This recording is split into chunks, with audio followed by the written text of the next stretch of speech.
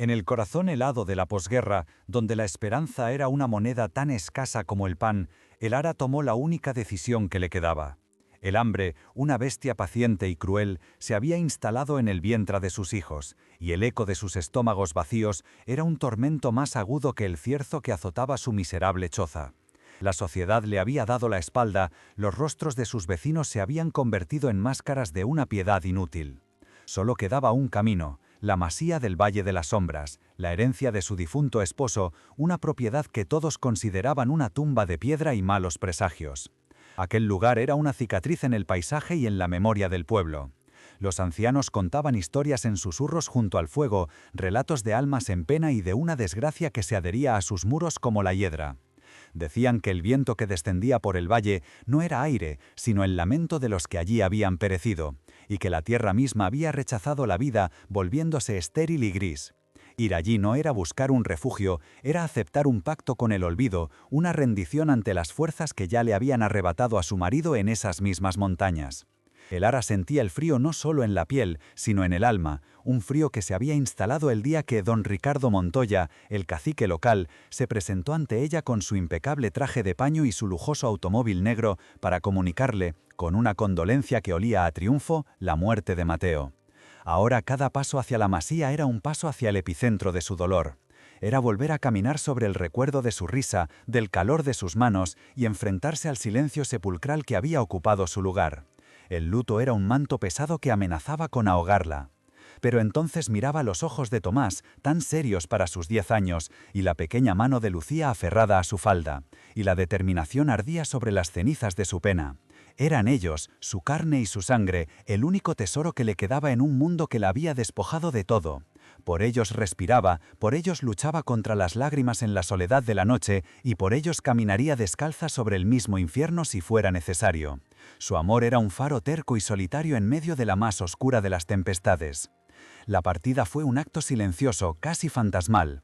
Un único baúl de madera, que contenía más recuerdos que posesiones, fue arrastrado por el camino de tierra que serpenteaba hacia las montañas.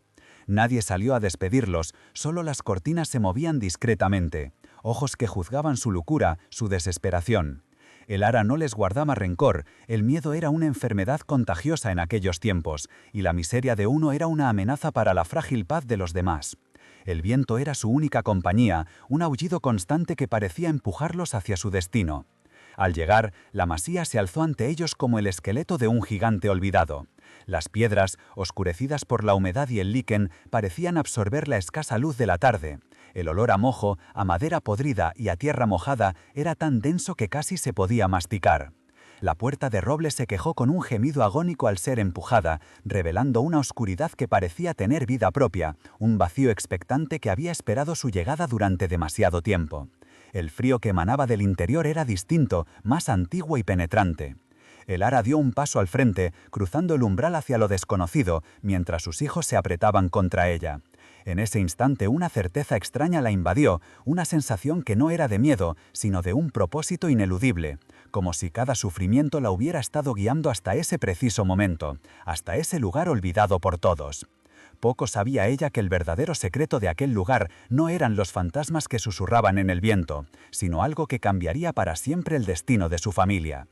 Antes de continuar, suscríbete al canal, comparte y deja tu like, porque el final de esta historia te va a sorprender. Y cuéntame en los comentarios, ¿tendrías el valor de entrar en un lugar maldito si fuera la única esperanza para tus hijos? Antes de la masía, antes del silencio y del frío que se adhería a los huesos, existió un tiempo tejido con hilos de sol y risas. La memoria de Lara se aferraba a esos días como un náufrago a una tabla en medio del océano. Su hogar era una pequeña casa de labranza, humilde pero rebosante de un calor que no provenía del fuego, sino de la presencia de Mateo. El aire olía a pan recién horneado, a la tierra húmeda del huerto que él trabajaba con manos expertas y al jabón de lavanda con el que lavaba la ropa de sus hijos. Mateo era un hombre forjado por la montaña, de piel curtida por el sol y el viento, pero con una mirada que albergaba una ternura infinita. Recordaba el sonido de su voz, grave y serena, contándole cuentos a Tomás junto al hogar, o el tacto de sus dedos, ásperos por el trabajo, tallando pequeñas figuras de madera para Lucía. Su amor era una certeza simple y poderosa, un refugio inexpugnable contra las penurias del mundo, la única riqueza que habían anhelado y que poseían con una abundancia que ningún oro podría comprar. La vida era sencilla, marcada por el ciclo de las estaciones y el trabajo incansable. Por las mañanas, el canto del gallo era su despertador y la luz del alba su única lámpara. Comían lo que la tierra les daba, y su mayor lujo era un trozo de queso curado los domingos o el vino dulce que Mateo elaboraba con esmero. No había opulencia ni ostentación, pero había dignidad, había paz y, sobre todo, había un futuro que imaginaban juntos, viendo crecer a sus hijos bajo el cielo limpio de los Pirineos. Pero una sombra se cernía sobre la aparente tranquilidad del valle, una presencia tan opulenta como ominosa. Don Ricardo Montoya no era solo el hombre más rico de la comarca, era su dueño. Su poder se extendía como las raíces de un roble viejo y enfermo, asfixiando todo a su alrededor. Se movía por los caminos de tierra, no en un carro, sino en su imponente hispano-suiza negro, un monstruo de acero y lujo que levantaba nubes de polvo y dejaba tras de sí un rastro de miedo y sumisión. Don Ricardo codiciaba todo lo que veía, y sus ojos se habían posado hacía tiempo en la pequeña parcela de tierra que Mateo trabajaba con tanto orgullo. No era por necesidad, sino por el puro placer de la conquista, por el vicio de acumular y poseer. Hizo ofertas, primero con una falsa amabilidad, luego con veladas amenazas, pero Mateo, cuyo único patrimonio era su honor, siempre se negó. Aquella tierra era el futuro de sus hijos y no tenía precio. El Ara sentía la amenaza en el aire cada vez que el automóvil de don Ricardo pasaba junto a su casa. Veía la tensión en la mandíbula de Mateo, la forma en que sus manos se cerraban en puños. Sabía que desafiar a un hombre como Montoya era como interponerse en el camino de una avalanza. El miedo, un veneno frío, comenzó a filtrarse en las grietas de su felicidad, manchando los días soleados con la premonición de una tormenta inminente que se gestaba en la cumbre. La mañana en que todo terminó, el cielo amaneció de un color grisáceo, como si la naturaleza misma estuviera de luto. Mateo salió de caza, como tantas otras veces, pero en su despedida hubo una solemnidad que inquietó a el Ara. Le dio un beso más largo de lo habitual, y sus ojos se detuvieron en los rostros de sus hijos con una intensidad que era a la vez una caricia y un adiós. Ella lo vio alejarse, su figura recortada contra las montañas, hasta que se convirtió en un punto diminuto y desapareció. Las horas que siguieron fueron una tortura silenciosa.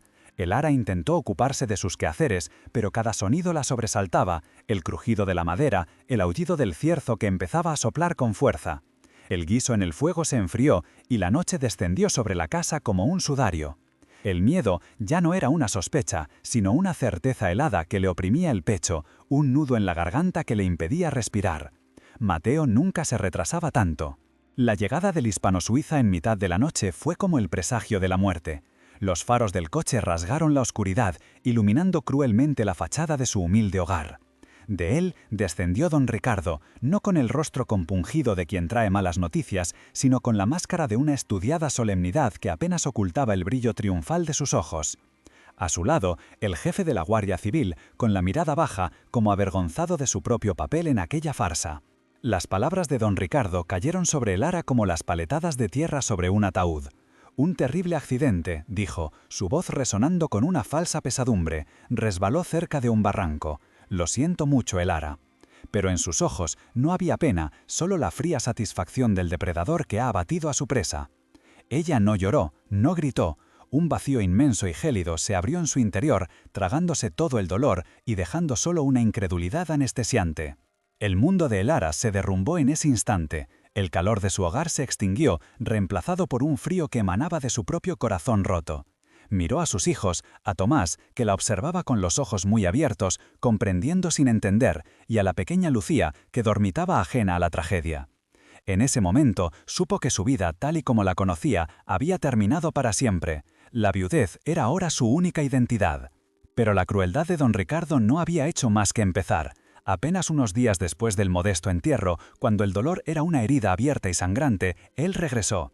Esta vez no vino con palabras de consuelo, sino con papeles sellados y la compañía de dos hombres de aspecto rudo. Su tono ya no era meloso, sino afilado como el cristal roto, impregnado del desprecio que siempre había sentido por ellos. Mateo tenía deudas conmigo, mintió sin pestañear, mostrando unos documentos que el Ara, en su analfabetismo, no podía descifrar. Esta casa, esta tierra, ahora me pertenecen. Es una lástima, pero los negocios son los negocios. Cada palabra era un golpe, una humillación calculada para despojarla no solo de su hogar, sino también de su dignidad, para pisotear la memoria de su esposo. El desahucio fue un acto de una brutalidad despiadada. Los hombres de Montoya entraron en la casa y comenzaron a sacar sus escasas pertenencias a la calle, arrojándolas al barro sin miramientos. El pequeño pájaro de madera que Mateo había tallado para Lucía se partió en dos. Los dibujos infantiles de Tomás fueron pisoteados. Era un saqueo, una profanación de su vida, de sus recuerdos más sagrados, ejecutado ante la mirada impasible de su verdugo. El ara permanecía inmóvil en el umbral, con un hijo aferrado a cada lado de su falda. Sentía las miradas curiosas y temerosas de sus vecinos, que observaban la escena desde detrás de sus cortinas, demasiado asustados para intervenir. La vergüenza la quemaba por dentro, una humillación tan profunda que era casi peor que el propio dolor de la pérdida. Estaba sola, completamente sola, abandonada por una sociedad que se arrodillaba ante el poder del dinero y la tiranía. Tomás no lloraba. Su rostro infantil se había endurecido en una máscara de rabia impotente, sus pequeños puños apretados con fuerza mientras miraba a don Ricardo con un odio puro y profundo. Lucía, en cambio, sollozaba en silencio, su pequeño cuerpo temblando de miedo y confusión, sin entender por qué unos extraños destruían su mundo. El ara los abrazó con fuerza, intentando protegerlos con su cuerpo de la crueldad que los rodeaba. Don Ricardo se acercó a ella, el olor de su costosa agua de colonia mezclándose con el hedor a humedad y miseria. Se inclinó, y con una voz que era un siseo venenoso, le dijo al oído: «Te lo advertí, la curiosidad y el orgullo se pagan caros en este valle, ahora no tienes nada». Una sonrisa torcida se dibujó en sus labios mientras contemplaba su obra, el cuadro de una familia rota y despojada. Él se marchó en su lujoso automóvil, dejándolos allí, a la intemperie, con sus pocas posesiones esparcidas por el fango como los restos de un naufragio. La lluvia fina que había comenzado a caer se mezclaba con las lágrimas silenciosas que finalmente rodaban por las mejillas de el ara. No eran lágrimas de tristeza, sino de una rabia helada, de una determinación que se forjaba en el fuego de aquella humillación insoportable. Fue entonces, rodeada por la ruina de su vida, cuando el recuerdo de la masía del Valle de las Sombras acudió a su mente, la herencia de Mateo. Un lugar del que todos hablaban con temor, un puñado de piedras malditas en mitad de la nada. Pero en ese momento no parecía una condena, sino la única tabla de salvación en un mar de desesperación. Era el único lugar del mundo al que todavía pertenecían. El ara levantó la barbilla, secándose las lágrimas con el dorso de la mano. Miró los rostros asustados de sus hijos y su corazón, aunque destrozado, comenzó a latir con un nuevo propósito. Había perdido a su amor, su hogar, su dignidad, pero no había perdido la capacidad de luchar. Por ellos se enfrentaría a cualquier fantasma, a cualquier maldición. La caída había sido brutal, vertiginosa, había tocado el fondo más oscuro y amargo de la desesperación, pero mientras recogía los fragmentos rotos de sus vidas del barro, una nueva fuerza comenzó a nacer de las cenizas de su dolor. No sabía qué encontraría en el Valle de las Sombras, pero sí sabía una cosa: don Ricardo Montoya se había llevado su pasado, pero ella no le permitiría robarles también el futuro.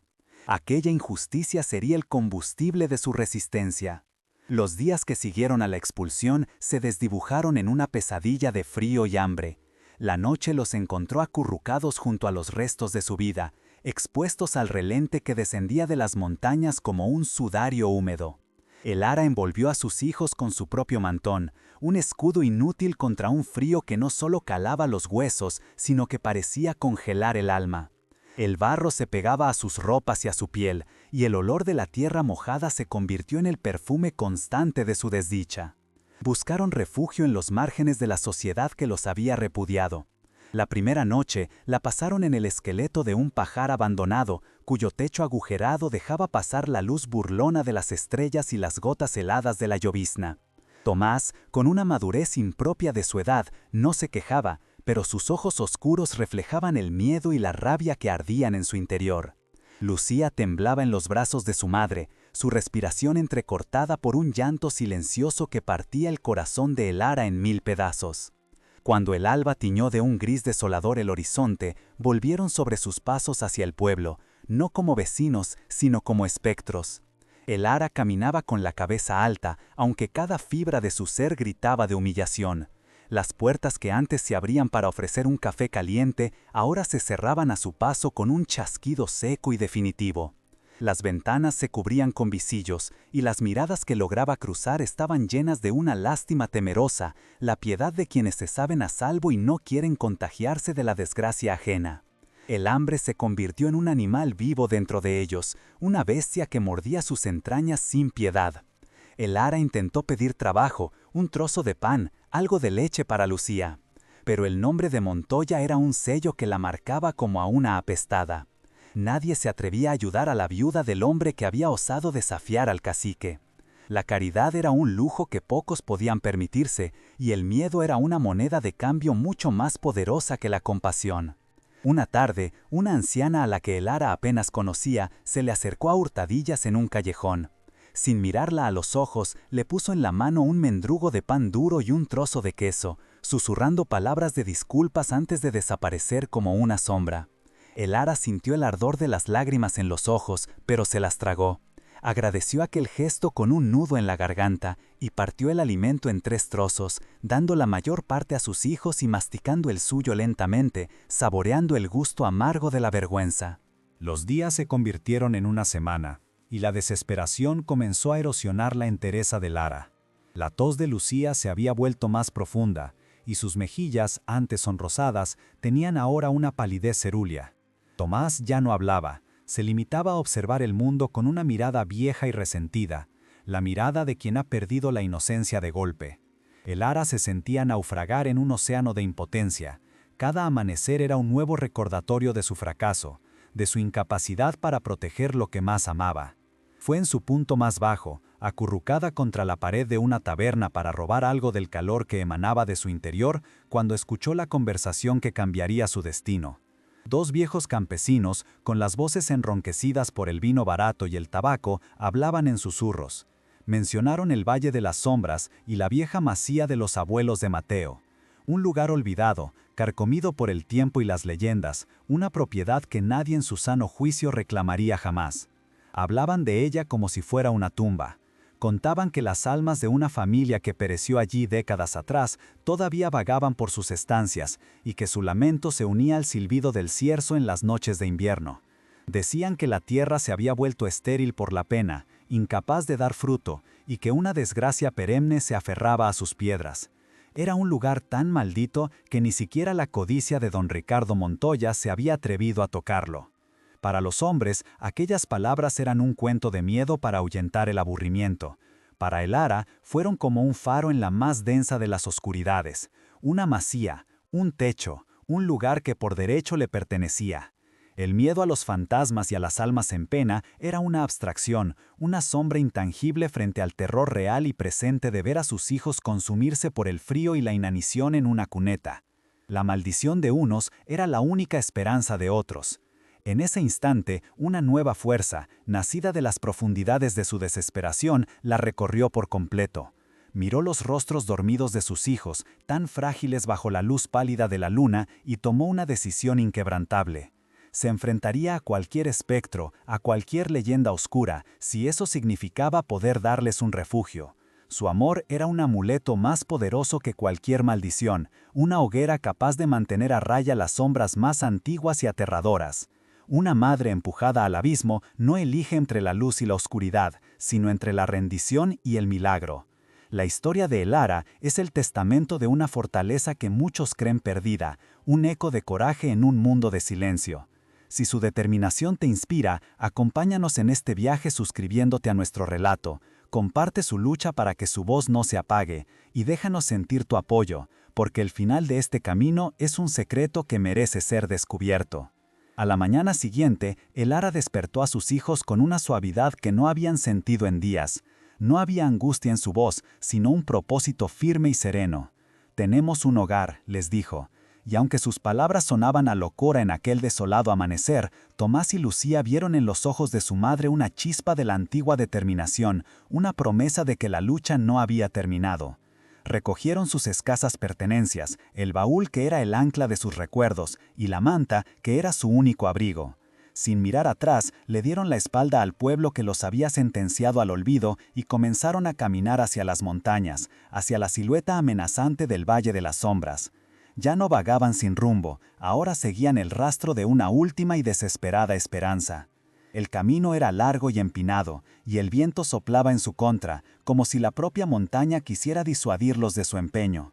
Pero cada paso que daban los alejaba de la humillación y los acercaba a su destino.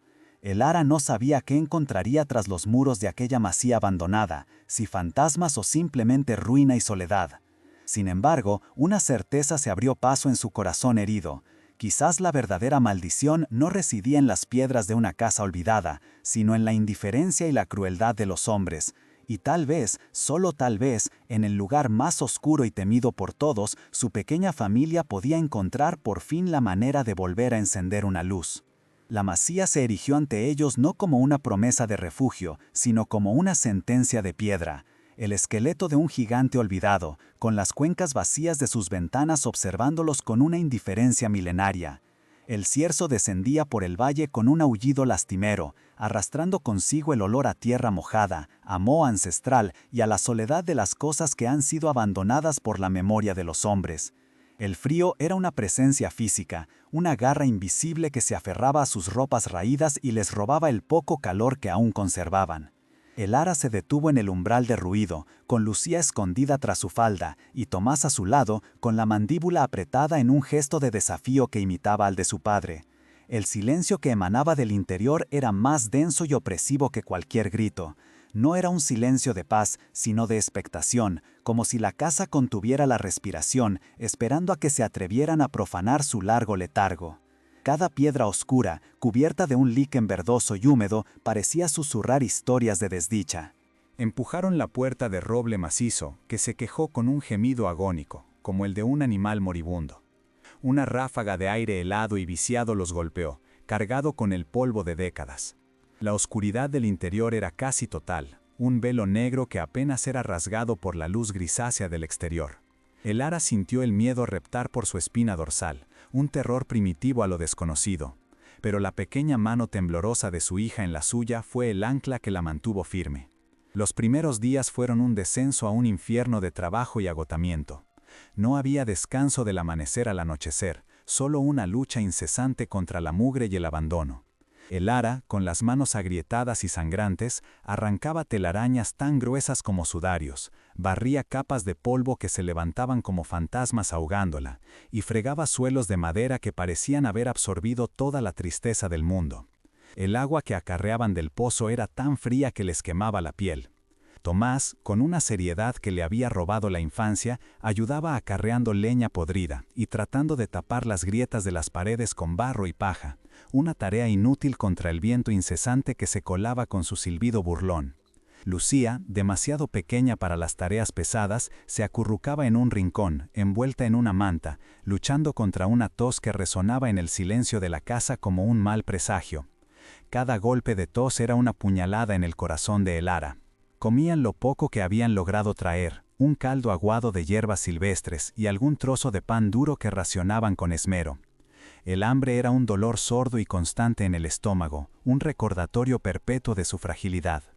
Por la noche se acurrucaban los tres en un único jergón improvisado frente a la chimenea, alimentando un fuego raquítico que ofrecía más humo que calor, escuchando los extraños crujidos de la casa y los lamentos del viento, preguntándose si lograrían ver el siguiente amanecer. La masía parecía resistirse a ser domada. Las goteras encontraban siempre nuevos caminos para filtrarse, la humedad se negaba a abandonar las paredes y el frío parecía emanar de la propia tierra. Era una batalla de voluntades, la de una madre desesperada contra la inercia de la ruina. Pero con cada tabla que aseguraba, con cada rincón que limpiaba, el Ara sentía que no solo estaba reclamando un espacio físico, sino que estaba luchando por su propia dignidad, negándose a ser borrada del mundo como lo había sido su marido. Poco a poco, casi imperceptiblemente, el lugar comenzó a ceder. Un rayo de sol logró atravesar una ventana recién limpiada, iluminando las motas de polvo en una danza casi mágica. El olor a moho empezó a ser reemplazado por el aroma a humo de leña y a guiso de hierbas. El ara encontró una pequeña huerta abandonada detrás de la casa, y con un esfuerzo sobrehumano comenzó a remover la tierra yerma, plantando la esperanza en forma de unas pocas semillas que había guardado celosamente. La casa también empezó a hablarle en un lenguaje que solo ella podía entender. Aprendió a distinguir el crujido de la madera asentándose del sonido de una rata en el desván, el silbido del viento en la chimenea del lamento que parecía surgir de las propias piedras. Se familiarizó con sus sombras, con sus rincones más oscuros, y el miedo inicial se fue transformando en una extraña sensación de pertenencia. Aquella era su fortaleza, su trinchera, el último bastión de su familia. Una tarde, mientras el sol moribundo teñía el valle de tonos anaranjados, el ara barría con energía el suelo del salón principal, la estancia más grande de la masía.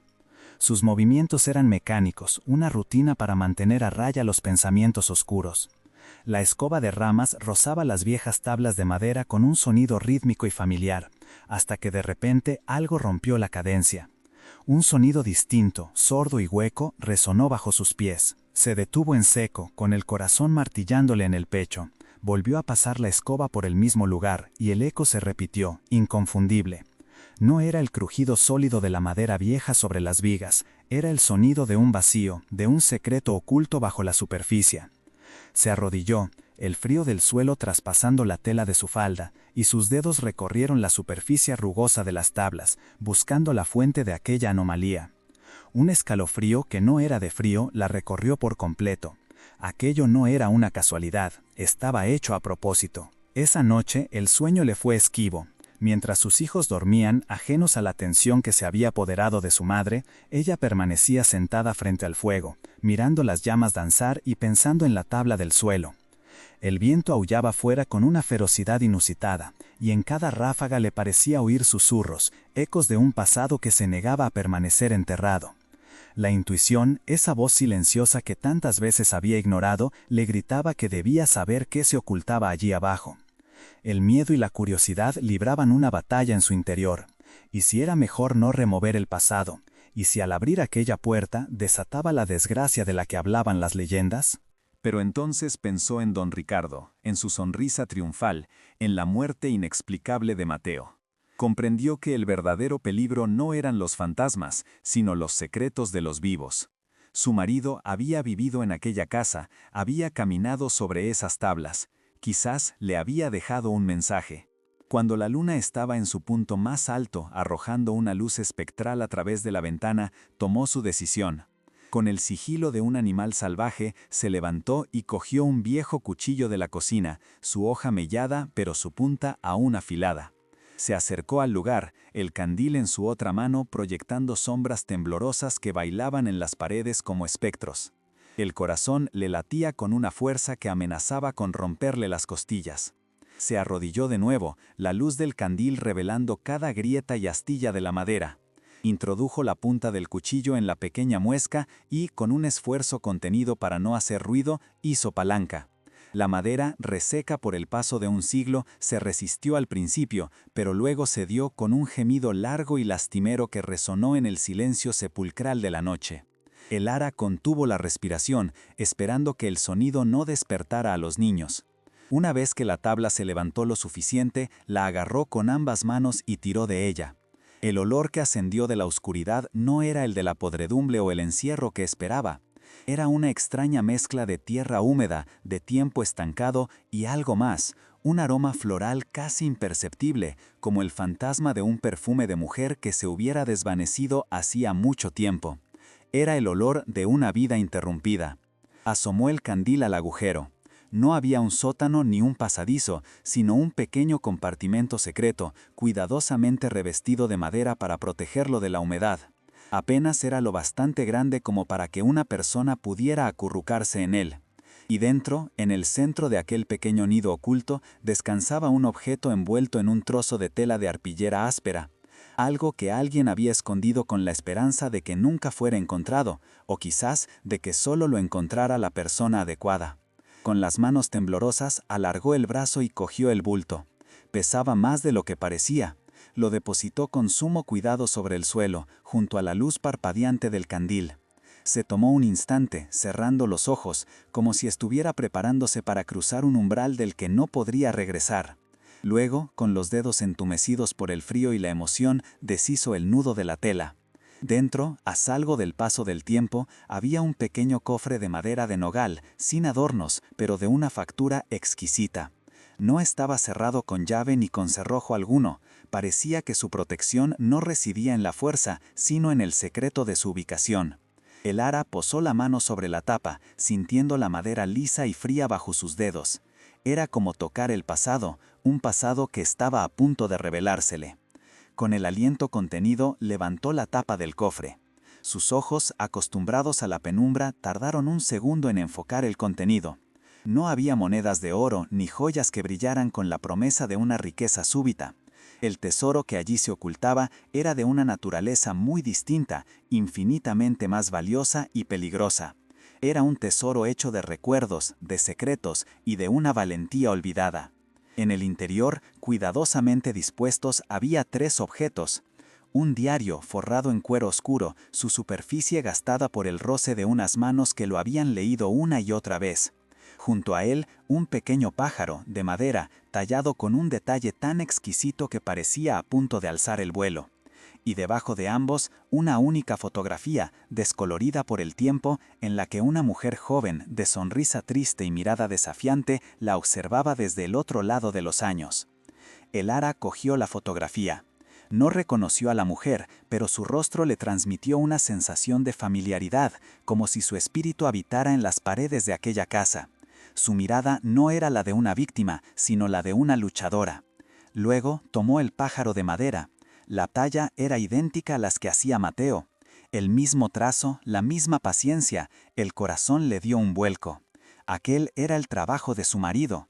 Finalmente abrió el diario. La primera página estaba escrita con una caligrafía elegante, pero apresurada, como si las palabras se atropellaran por salir. No había fechas, solo entradas febriles que hablaban de un peligro inminente, de la necesidad de huir, de un anhelo desesperado de cruzar la frontera. Hablaban de un hombre que vigilaba el valle, al que llamaban el halcón, y de otro que protegía el camino, el guardián. La última entrada, escrita con un trazo tembloroso que delataba el miedo y la urgencia, heló la sangre de el ara. Esta noche el viento sopla a nuestro favor. Si no regreso, que este pájaro vuele por mí. Que mi anhelo no muera bajo esta tierra. Cerró el diario de golpe, como si las palabras quemaran. De repente, todo encajó con una claridad dolorosa y aterradora. La muerte de Mateo, la obsesión de don Ricardo por la masía, las leyendas del valle. Su casa no era una tumba, sino la última posta de una ruta de escape. Su marido no había sido solo un cazador, había sido el guardián. Y el halcón, el depredador que vigilaba el valle, solo podía ser un hombre. El ara se quedó inmóvil en la penumbra, con el diario apretado contra su pecho. El frío de la estancia ya no le importaba. Un fuego nuevo, una mezcla de rabia, pena y una feroz determinación había prendido en su interior. Había encontrado el legado de su esposo. No era una herencia de tierra y piedra, sino una de coraje y sacrificio. Y en ese preciso instante supo que no podía dejar que ese legado muriera con él. La lucha de Mateo era ahora su lucha. El silencio de la masía nunca había sido un vacío, sino un contenedor de secretos. Pero en las semanas que siguieron al descubrimiento, el ara sintió cómo ese silencio se cargaba de una nueva energía, una tensión expectante. La verdad era un arma de doble filo. Le había devuelto la fuerza, pero también la había colocado en el centro de una diana invisible. Sabía que don Ricardo Montoya, como un ave de rapiña, no tardaría en percibir el cambio en su presa. La noticia no viajó en boca de nadie, sino en el aire, en la forma en que ella caminaba ahora, con la espalda recta, o en la mirada de su hijo Tomás, que había reemplazado el miedo por un odio frío y paciente. La paranoia era la fiel compañera de la tiranía, y don Ricardo sentía un desasosiego creciente. La viuda no se había marchitado como esperaba, sobrevivía en aquella tumba de piedra, y la supervivencia en su mundo era una forma de desafío. Envió a uno de sus lacayos, un hombre de mirada huidiza y alma servil, a espiar desde la distancia. El hombre regresó con un relato confuso. Luces encendidas hasta altas horas de la noche, un fuego que ardía con más fuerza, una actividad inusual en la huerta. Y lo más intrigante, había visto a la mujer arrodillada en el suelo del salón, como si rezara a la tierra misma. Para la mente codiciosa de don Ricardo, estas piezas sueltas solo podían formar una imagen, la de un tesoro escondido. La idea se apoderó de él con la fuerza de una fiebre. Mateo, aquel necio orgulloso, debía de haber ocultado algo de valor en la casa de sus ancestros. Oro quizás. Joyas de alguna familia a la que ayudó a escapar, traicionando a su patria. La posibilidad de una riqueza tangible, oculta bajo sus narices, era una afrenta personal, una ofensa a su poder omnímodo. La masía ya no era una simple propiedad, era un cofre que debía ser reventado. Eligió una noche en la que el cielo parecía cómplice de sus intenciones. Una tormenta feroz se había desatado sobre el valle, con un viento que arrancaba las tejas sueltas y una lluvia que golpeaba la tierra como un castigo divino. El estruendo de los truenos ahogaría cualquier grito y el agua borraría cualquier huella. Se acercó no con el lujo ostentoso de su hispano-suiza, sino con un robusto vehículo todoterreno, acompañado por dos hombres de rostros impasibles y manos como masas, matones a sueldo cuya lealtad se compraba con billetes y se mantenía con miedo. Dentro de la masía, Elar escuchó el rugido del motor aproximándose, un sonido anómalo que desgarró la sinfonía de la tormenta. No sintió pánico, sino una extraña y gélida calma, la serenidad de quien ha esperado una batalla inevitable. Abrazó a sus hijos que se habían despertado sobresaltados y les susurró que permanecieran en silencio en la alcoba, pasara lo que pasara. Luego se dirigió al salón principal, colocando el candil sobre la mesa y el pesado diario de cuero a su lado. Se sentó en la única silla de madera, erguida, esperando. La puerta fue derribada de una patada, estallando hacia adentro con una violencia que hizo temblar las paredes. Don Ricardo Montoya entró como una tromba, empapado por la lluvia, su rostro congestionado por la rabia y la avaricia. El lujoso abrigo de lana que vestía goteaba sobre el suelo que Elar había limpiado con tanto esfuerzo. Sus dos esbirros se apostaron a cada lado de la entrada, bloqueando la única salida. Sus siluetas recortadas contra la noche lívida por los relámpagos. El olor a ozono, a lana mojada y a la violencia contenida llenó la estancia. «Se acabaron los juegos, Elara», gruñó Montoya, sus ojos recorriendo la habitación con una avidez febril, buscando un cofre, una baldosa suelta, cualquier indicio del tesoro que su imaginación había forjado. «¿Dónde está el oro? Las joyas. Habla, mujer». Su voz era el látigo con el que había sometido al valle durante años, un instrumento de poder que esperaba la sumisión inmediata. Elara lo miró fijamente, sin parpadear, dejando que el silencio se alargara un instante. El crepitar del fuego en el hogar y el ular del viento eran los únicos sonidos que respondían a su amenaza. Ella, que había temblado ante su mera presencia, ahora lo observaba con una mezcla de lástima y desprecio. El hombre más poderoso de la comarca, reducido a un vulgar ladrón, cegado por una codicia tan predecible y patética. Vio la confusión crecer en su rostro ante su falta de reacción. El único tesoro que hay en esta casa no es algo que su codicia pueda comprender, don Ricardo. Dijo finalmente, su voz sorprendentemente firme y clara, resonando en la estancia con una autoridad que nunca antes había poseído. Cada palabra era una piedra lanzada con precisión, calculada para desestabilizar su arrogante certidumbre. Montoya soltó una carcajada áspera, un sonido desprovisto de alegría. «¿Poesía? ¿Crees que tengo tiempo para tus delirios de viuda loca? Mis hombres registrarán cada maldito rincón de esta posilga hasta que encontremos lo que busco. ¡Registradla!», ordenó a sus hombres, que dieron un paso al frente. pero se detuvieron cuando el ara, con un movimiento lento y deliberado, posó su mano sobre el diario de cuero que descansaba sobre la mesa. «No encontrarán nada», continuó ella, su mirada fija en Montoya, «porque lo que buscan no se esconde bajo las tablas, sino entre estas páginas. Páginas que hablan de una ruta de escape, de gente que anhelaba la libertad. Páginas que hablan de un hombre valiente que los protegía, al que llamaban el Guardián». El ara hizo una pausa, dejando que las palabras calaran en el aire denso y cargado de la habitación. El rostro de Montoya comenzó a transformarse. La máscara de suficiencia se resquebrajó, revelando una capa de incertidumbre. La mención del guardián era una llave que abría una puerta que él creía sellada para siempre. Sus ojos se clavaron en el diario con una nueva intensidad, una mezcla de reconocimiento y alarma. El juego había cambiado de repente, y él ya no dictaba las reglas. «Y también», prosiguió el ara, su voz bajando a un susurro cortante como el hielo, «de un depredador que acechaba en este valle, un hombre cruel y sin escrúpulos que se enriquecía con el miedo y la delación, un hombre al que llamaban el Halcón».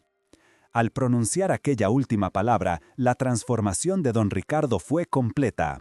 La incertidumbre se convirtió en una furia lívida, el rostro de un animal acorralado que se da cuenta de que la trampa se ha cerrado a su alrededor. «Mentirosa», rugió, dando un paso adelante, con la mano levantada como para abofetearla. «¿De dónde has sacado esas sandeces? Ese libro no es más que un montón de basura». Pero su propia vehemencia era una confesión. El sudor perlaba su frente, mezclándose con las gotas de lluvia. El terror, un sentimiento que solía infligir pero que rara vez experimentaba, se reflejaba ahora en sus ojos desorbitados. «¿Basura?», replicó el ara, irguiéndose en su asiento, su figura menuda de repente investida de una grandeza moral que lo empequeñecía. «Aquí está escrita la verdad sobre la muerte de mi esposo. No fue un accidente de casa, ¿verdad, don Ricardo? Mateo era el guardián. Descubrió sus traiciones, su negocio sucio con la vida de los desesperados, y usted lo silenció. Lo empujó por aquel barranco como si fuera un animal». La acusación, directa y sin ambages, colgó en el aire, tan palpable como el olor a pólvora después de un disparo. El tiempo pareció detenerse. Los hombres de Montoya se miraron entre sí, incómodos, sintiendo que habían cruzado un umbral peligroso, que ya no se trataba de un simple robo. El cacique, por primera vez en su vida, se quedó sin palabras, su boca abierta en una mueca de rabia impotente. «Cállate», sisió finalmente, recuperando la voz. Su rostro era una máscara de odio puro. «Cállate, bruja, vas a lamentar haber nacido». Se abalanzó hacia la mesa para arrebatarle el diario, el único testigo de sus crímenes. Su intención era clara, destruir la prueba y luego destruirla a ella, enterrar la verdad bajo las mismas tablas que la habían revelado. Pero en ese instante, desde la alcoba contigua, surgió una pequeña figura. Tomás, con los ojos encendidos por un odio que había fermentado durante meses, se interpuso entre su madre y Montoya. En sus manos sostenía un pesado atizador de hierro, levantándolo con una fuerza que parecía imposible para su edad. «¡No la toques!», gritó, su voz de niño rota por la furia, dispuesto a morir para proteger a su madre. El ara gritó el nombre de su hijo, el terror por su seguridad superando por un momento su propia resolución. Montoya se detuvo, sorprendido por la aparición del muchacho, pero una sonrisa cruel se dibujó en sus labios. La situación le ofrecía una nueva palanca de poder. «Un cachorro valiente», se burló, «pero estúpido como su padre. Quitadle eso y atadlos a los dos. Registraremos la casa y luego prenderemos fuego a este nido de ratas. Nadie encontrará jamás sus huesos». Uno de los matones avanzó hacia Tomás, su corpulencia ensombreando al niño. El ara se levantó de un salto, interponiéndose, protegiendo a su hijo con su propio cuerpo. El fin parecía inminente, un desenlace trágico escrito con fuego y violencia. La masía, que había sido su refugio, se convertiría en su pira funeraria. Cerró los ojos, preparándose para el impacto, para el dolor. Fue entonces cuando una voz grave y autoritaria resonó desde el umbral de la puerta destrozada, una voz que cortó la tensión como un rayo. En la entrada, recortados contra la cortina de lluvia, se encontraban el sargento Vargas de la Guardia Civil y 2 de sus hombres con los fusiles apuntando firmemente hacia el interior de la estancia. La expresión de don Ricardo fue un poema de incredulidad y pánico. Se giró lentamente como si no pudiera creer lo que veían sus ojos. El sargento Vargas, el mismo hombre que había firmado el informe de la muerte accidental de Mateo, estaba allí, mirándolo no con la sumisión de siempre, sino con una fría y acusadora determinación. La lluvia, iluminada por las linternas de los guardias, creaba un halo espectral a su alrededor. «Sargento», balbuceó Montoya, intentando recuperar su compostura, su tono autoritario. «¿Qué significa esto?» He venido a hacer una visita a esta pobre viuda, y me encuentro con que su hijo me ataca. Estos montañeses están locos. Era una mentira torpe, desesperada, el último intento de un tirano por reescribir la realidad a su antojo. Pero Vargas no apartó la mirada. Dio un paso al frente, su uniforme empapado brillando bajo la luz del candil. Se acabaron sus mentiras, don Ricardo. Llevo meses con una espina clavada en la conciencia. La muerte de Mateo nunca me pareció un accidente. Cuando oí el rumor de que usted venía hacia aquí esta noche, supe que mis sospechas eran ciertas. Un hombre como usted no se ensucia los zapatos en una noche de tormenta si no es por algo importante. El Ara comprendió entonces que el rumor no había sido un accidente, sino el fruto de su propia y desesperada estrategia. Unos días antes había enviado a Tomás al pueblo con una excusa, llevando consigo el pájaro de madera tallada, y le había hecho una única petición, que se lo enseñara discretamente al sargento Vargas. Era una apuesta arriesgada, una llamada de auxilio lanzada al vacío, confiando en que la decencia del hombre prevaleciera sobre su miedo. La cara de Montoya se descompuso.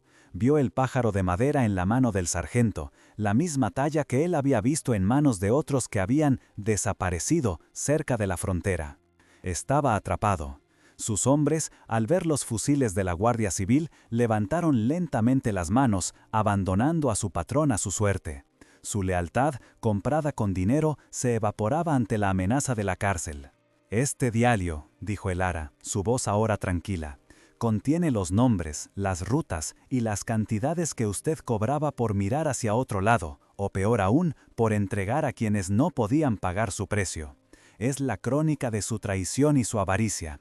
Le tendió el libro al sargento Vargas, que lo tomó como si fuera un objeto sagrado. El arresto fue rápido y sin la menor ostentación. Don Ricardo Montoya, el hombre que había sido el amo y señor del valle, fue esposado como un delincuente común. No gritó ni protestó, solo lanzó una última mirada a el Ara, una mirada cargada de un odio tan profundo y venenoso que prometía una venganza que nunca llegaría. Su poder, construido sobre el miedo y la impunidad, se había derrumbado como un castillo de naipes. Mientras los guardias se llevaban a Montoya y a sus secuaces hacia la noche tormentosa, un silencio profundo y sanador descendió sobre la masía. La lluvia afuera comenzó a amainar, y el viento ya no sonaba como un lamento, sino como un susurro de alivio. El Ara se arrodilló y abrazó a Tomás, que por fin dejó escapar las lágrimas de tensión y miedo que había contenido. Lucía salió de la alcoba y se unió al abrazo, su pequeña familia por fin a salvo. El Ara miró alrededor de la estancia. Las paredes de piedra ya no parecían una tumba, sino los muros de una fortaleza. El fuego en el hogar crepitaba con un calor nuevo, un calor que prometía no solo supervivencia, sino vida. Había enfrentado al monstruo y lo había vencido, no con la fuerza física, sino con el poder de la verdad y el coraje heredado de aquellos que habían luchado antes que ella. La tormenta había pasado, llevándose consigo las sombras que habían atenazado al valle durante tanto tiempo. A través de la ventana, entre los jirones de nubes, comenzó a despuntar la primera y tímida luz del alba. Para el Ara y sus hijos no era solo el final de una noche de terror, era el comienzo de un futuro que por primera vez desde la muerte de Mateo se atrevían a imaginar. El verdadero tesoro de la masía no era un secreto bajo el suelo, sino la libertad que acababan de conquistar. El silencio que siguió a la partida de la Guardia Civil fue más profundo que cualquier otro que el Lara hubiera conocido en la Masía. Ya no era el silencio del abandono o del miedo, sino el de la calma que sucede a la batalla, el de un mundo que contiene la respiración antes de empezar a sanar. La tormenta amainaba en el exterior y sus últimos truenos sonaban lejanos y débiles, como el eco de una furia que se había extinguido para siempre.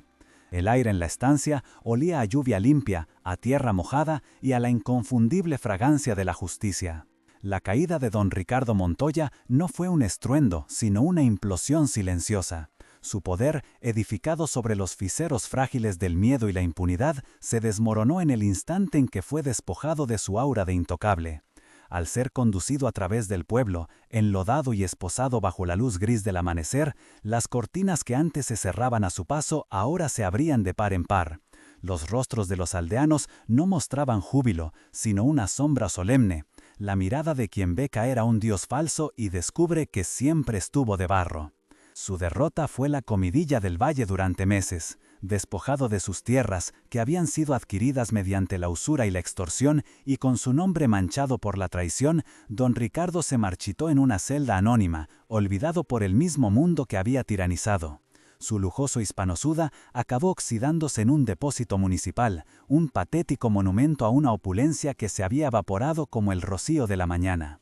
Su castigo no fue solo la pérdida de la libertad, sino la aniquilación de su estatus, el olvido, la más profunda de las humillaciones para un hombre que vivía para ser temido y admirado. Para el Lara y sus hijos, la verdadera victoria no fue la caída de su enemigo, sino el amanecer del día siguiente. La luz del sol, filtrándose a través de las nubes rotas, entró por primera vez en la masía no como una intrusa, sino como una bendición.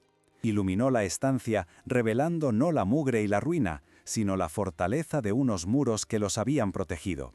El Lara abrió las ventanas de par en par y el aire fresco de la montaña entró barriendo los últimos vestigios del miedo y la tristeza, llenando la casa con la promesa de una vida nueva. Los días que siguieron fueron de una transformación silenciosa y profunda. Los vecinos, liberados del yugo del miedo, comenzaron a acercarse a la masía. Al principio con timidez, dejando a la puerta una cesta con huevos, un cántaro de leche o un pan recién horneado. Luego, con más confianza, ofreciendo sus manos para reparar el tejado, para labrar la tierra de la huerca, para reconstruir los muros de piedra derruidos. Su ayuda no era caridad, sino un acto de contrición y de respeto hacia la mujer que había tenido el coraje que a ellos les había faltado. El Lara aceptó su ayuda con una gracia que no albergaba rencor. Comprendía que el miedo es un veneno que paraliza el alma y que la sanación del valle pasaba por la reconstrucción de los lazos comunitarios que la tiranía había roto. La masía del Valle de las Sombras dejó de ser un lugar maldito en los susurros de la gente para convertirse en un símbolo de resistencia, un lugar donde el coraje de una madre había devuelto la dignidad a toda una comarca. Los años pasaron tejiendo un manto de paz sobre los recuerdos dolorosos. La masía floreció bajo los cuidados de el Lara y sus hijos. Las paredes de piedra se cubrieron de enredaderas y rosales trepadores. Y la huerta, antes yerma, se convirtió en un mosaico de verdes vibrantes que ofrecía sus frutos con generosidad. El olor a moho fue reemplazado por el aroma a pan cociéndose en el horno, a estofado de hierbas y a la madera de pino que ardía en el hogar durante los inviernos. Tomás se convirtió en un hombre alto y sereno, con la fortaleza de su padre en los brazos y la sabiduría de su madre en la mirada. Aprendió a trabajar la tierra y a leer las estrellas, pero la lección más importante que aprendió en aquella casa fue que la verdadera valentía no reside en la fuerza bruta, sino en la defensa inquebrantable de la verdad. Se casó con una muchacha del pueblo y sus risas infantiles llenaron los viejos pasillos de la masía con una nueva vida. Lucía, la niña frágil cuya tos había sido un eco constante del desamparo, se transformó en una mujer de una belleza serena y una salud de hierro. El aire puro de la montaña y la seguridad de un hogar estable curaron su cuerpo, mientras que el amor de su madre sanó las heridas de su alma. Desarrolló un don especial para las plantas medicinales, y su conocimiento, heredado de las viejas tradiciones del valle, la convirtió en la curandera a la que todos acudían en busca de alivio. El Lara envejeció con la dignidad de un roble centenario. Las arrugas que surcaban su rostro no eran marcas de sufrimiento, sino el mapa de una vida plena, de batallas ganadas y de una paz duramente conquistada. Se convirtió en la matriarca del valle, una figura de respeto y sabiduría. La gente acudía a ella no solo en busca de consejo, sino para escuchar las historias del pasado, para que la memoria de lo que había sucedido no se perdiera. El diario de la mujer desconocida y el pájaro de madera de Mateo ocupaban un lugar de honor en una pequeña vitrina junto al hogar. Ya no eran secretos dolorosos, sino reliquias sagradas, el testimonio de un legado de coraje que el Ara se había encargado de preservar. A veces, en las tardes de verano, el Ara se sentaba en el porche de la masía, contemplando las cumbres de los Pirineos que se recortaban contra el cielo azul. Sentía la presencia de Mateo a su lado, no como un fantasma triste, sino como una compañía cálida y orgullosa. El viento que descendía de las montañas ya no era un lamento, sino una canción, una melodía que susurraba historias de libertad, de resiliencia y del amor inquebrantable de una madre que encontró en el lugar más oscuro la luz para guiar a su familia hacia el futuro. La historia de El Ara, como las viejas piedras de su masía, nos enseña que los lugares no están malditos por los fantasmas del pasado, sino por el miedo de los vivos. Su viaje nos demuestra que el verdadero abandono no es la soledad de un valle olvidado, sino la indiferencia de una sociedad que elige la comodidad del silencio antes que el riesgo de la justicia. Ella entró en una tumba de piedra, esperando apenas sobrevivir, y encontró en su interior la cuna de una nueva vida, no solo para ella, sino para todos los que habían aprendido a caminar con la cabeza gacha. El tesoro que don Ricardo buscaba con la avidez del buitre era un espejismo de su propia Yempuga sola. Oro, joyas, poder tangible. Pero la verdadera fortuna que se ocultaba bajo las tablas del suelo era de una naturaleza que él jamás podría comprender. Era una riqueza intangible, forjada con el coraje de los que se negaron a claudicar, con la tinta de una verdad que se negaba a ser borrada y con la promesa silenciosa de un amor que trascendió la propia muerte. El Ara no encontró un botín, sino un legado. No desenterró oro, sino su propio propósito. Su victoria no fue un acto de violencia, sino de revelación. El Ara venció a un tirano no con una espada, sino con una historia. Demostró que el poder más opresivo se desmorona como un castillo de arena cuando se enfrenta a la simple y desnuda verdad. Su fuerza no nació de la rabia, aunque la sintió, sino del amor inquebrantable por sus hijos y del respeto profundo por la memoria de su esposo. Se convirtió en la guardiana de un secreto que no solo le pertenecía a ella, sino a todos los que anhelan la libertad. La masía del Valle de la Sombra se transformó así en un faro. El eco de la determinación de El Ara resonó por las montañas, despertando a los que dormían bajo el yugo del miedo. Su coraje fue contagioso, una chispa que prendió en los corazones de sus vecinos, recordándoles que la comunidad es la única fortaleza inexpugnable contra la tiranía. La sanación del valle no comenzó con el arresto de un hombre, sino con el gesto de una mujer que decidió dejar de tener miedo. Esta es la lección universal que nos susurra el viento de los Pirineos.